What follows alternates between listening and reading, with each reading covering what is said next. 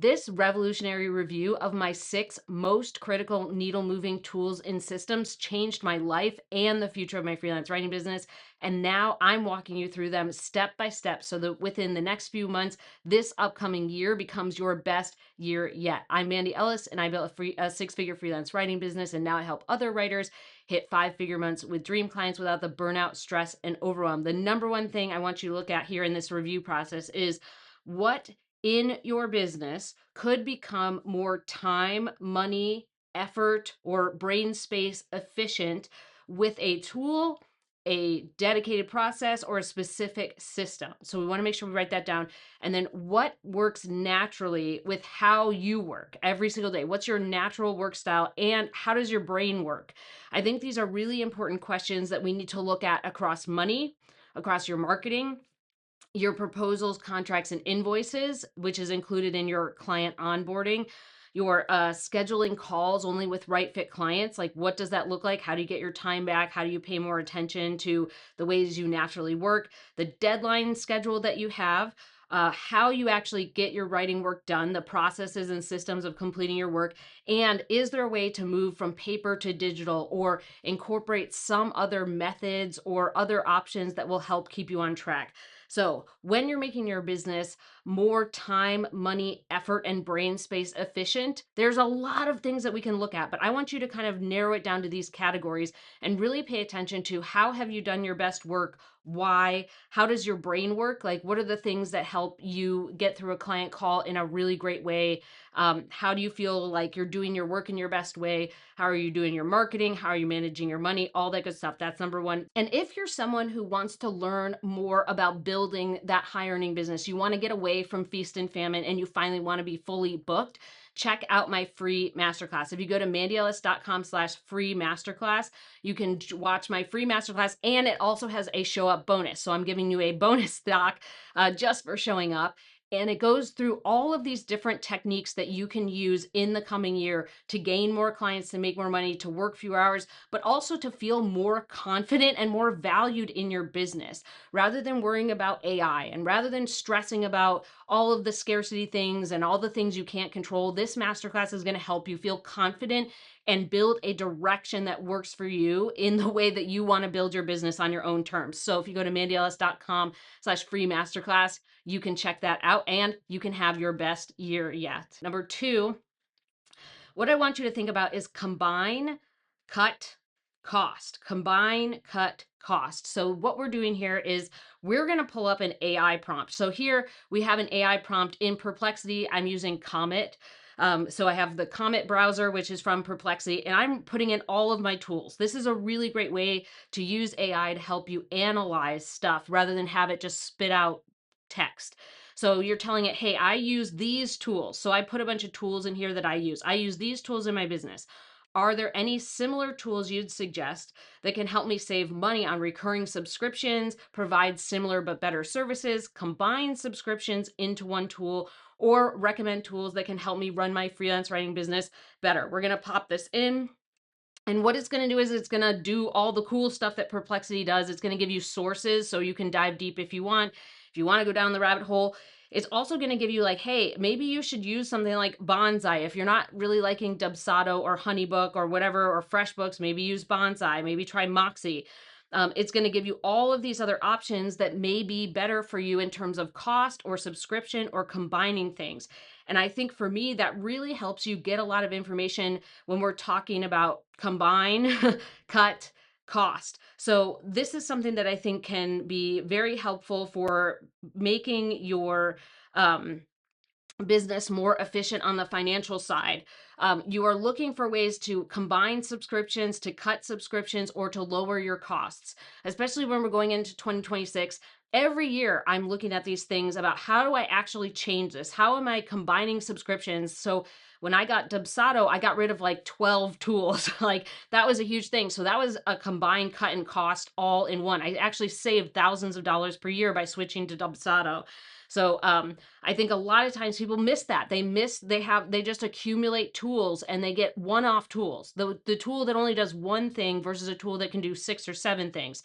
So at the very least, when you are going through these tools, you need some place to house all of your clients and your projects and your invoices. You need something to schedule calls, some kind of Zoom or Butter or video call tool, a to-do list tool to track your to-dos or track your deadlines. It could also be your calendar. You need some kind of financial tracking tool that gives you revenue, profit, and expenses all in one place. This can also be a tax tool that you use to help with taxes like QuickBooks. You need some kind of proposal and contract tool, a payment platform. You need email, of course. You need your website and LinkedIn, and you need some sort of doc and spreadsheet tool. So many of these can be free. Many of these are in one tool, but you need at least those kinds of tools. And we're looking at ways to cut or to combine, cut, and cost, right? That's what we're looking for is, can we minimize the amount of places that we're going all the time and reinventing the wheel? Can we list out our tools, put them into Perplexity, and get an answer from them to help us find tools we may not have heard of or to help us combine costs? This is really helpful when you're going through the review of your tools and systems for the upcoming year, and it really helps financially. Are you going through and trying to cut costs or trying to save money? Give me a thumbs up. I feel like freelance writers every year, we're always trying to save money on subscriptions or tools or things that we've absorbed during the year that we didn't even know we had. So give me a thumbs up if that has been you. This is really going to help you kind of cut down on your expenses so that you end up with more profit in your business. Number 3, pull your calendar. So this is something else that you can do with an AI tool. You need to do a calendar review, but you can do the public link to your calendar. You can paste it into Perplexity and say, how many client meetings did I have? What were my deadlines? How many deadlines did I have? What's my most common, deadline day? How often did I do this? And it can analyze your calendar. So if you take the public link to your Google Calendar or the public link to your Apple Calendar, your iCal, you can ask it to analyze all the stuff in there. So you can do it manually, which I have done for many years, where you just put in, call, you search your Apple Calendar or whatever, and you put in call and it shows you all your calls. And then you manually see like how many did I have per week or how many turned into clients. But this is something where you can do it where you are checking with Perplexity or whatever your AI tool is to check how many client calls did you have? How frequently were they? What were your deadlines? Did you have deadlines really squished together? Did you actually take your time off? Did you have a good amount of time off? And what were your work hours? Like, did you actually manage to get the amount of hours every week that you wanted to work?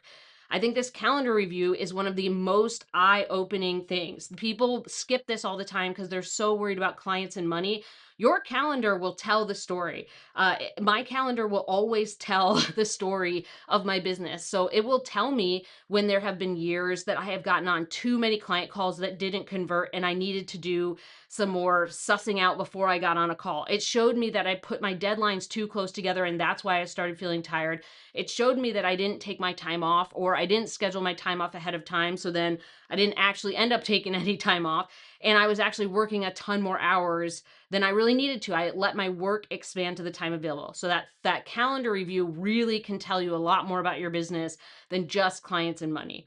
Number 4, you need to look at your onboarding. So especially when we're talking about systems, your onboarding from, maybe you have a questionnaire on your website, maybe you have call questions that you have your proposal contract invoice, and then you might have a kickoff call or some kind of workshop meeting to start things off. But every single one of these needs to be specific and you need to look through them. If they're too general, this is the biggest mistake I see. When someone puts a questionnaire on their website, it's just like name, email, and then it just says type some stuff. That's not what you need. If you really are going to put a questionnaire on your website, some kind of form, it needs to be specific. It needs to talk about like, what's the project? What's your timeline? What's your budget? Explain like what's going on. What are your goals? It needs to have specific questions to make sure when you get that form, it's actually valuable for you to decide whether you should get on a call with someone. I'm more of a fan of people self-selecting out. So you can have like a one-page website. You can just make a separate page on your website. I have Squarespace. And you can send this one page that's unsearchable. You can make it so that Google doesn't index it. And you can send it to clients for them to self-select out. It can have a whole bunch of information about projects and pricing and timelines and your boundaries. And then when they book a call, you're like, cool, they already agree that we're on the same page, so that call goes better. And people who don't agree with that just don't book a call. Versus a questionnaire where now we're doing extra work to make the call, make the decision on whether we want to get on the call. But when you're getting on, whether you have a questionnaire or some kind of one-page website where clients self-select out, you're asking questions on client calls, you have specific things in your proposal, contract, and invoice, or you have some kind of kickoff call or a workshop call to start off the project. Those things all need to be specific. So you need to go back and look at your onboarding and see if it's actually pulling in the right clients and having the other ones self-select out. Are you really getting specific with things? Does your contract and proposal include all the things that it should? Do you have a contract tool that has legally binding signatures? Do you have your invoice connected to the proper payment platform? A lot of people don't do onboarding once and then they just forget about it. You need to review it every year because there's stuff that changes with the types of clients you like, the projects you want, how you want to set up your actual onboarding to become a client. So that's something you really need to look at. Number 5, you need to look at your workload. How much work did you have? What is your deadline schedule? How did you actually plan and organize that work? Go look back through your past projects. This is why I started this video off with like, what tools are we using? Like, what things are we doing? How can I make this more efficient? Because a lot of people really get stuck in just the hamster wheel of completing deadlines without actually looking at how can I plan and organize this better? How do I actually get myself in a good place for how I work best and how my brain works? That is planning and organization. There is no perfect planning or organization method. Everybody's brain is different. So I think the best way is to kind of look at what you've done that's been successful and what things really dragged you down. So that can be looking at your best time, like best time of day that you were writing, best time of day you were editing. For maybe you're really good at tracking hours and that helps you get your work done. Maybe you're someone who ballparks it like me. I like to ballpark it over days. So I'm like, I know I need 3 days to get something done. 1 day for notes, 1 day for writing, 1 day for editing. And that helps me do my best work. You also need to know your average turnaround times or your ballpark time. So I know for me, I like to have a minimum of 2 to 3 weeks, probably even more for a new client deadline. So that's something that you need to go back and look at. We need to look at when was I onboarding this client? When was my first deadline? How did that go? What was I doing to plan and organize my work? How did I actually do that? Or was it just willy-nilly? So when you do this workload and deadline review, there should be processes and systems that come out of it that give you brain space, time, money, and actual more calendar space so you're not working yourself to the bone. Have these reviews been helpful going through this step by step? What are we supposed to look at? How does that look? What questions are we supposed to ask ourselves? If that's been helpful, make sure to subscribe. I go through these types of reviews and questions and specifics every single week.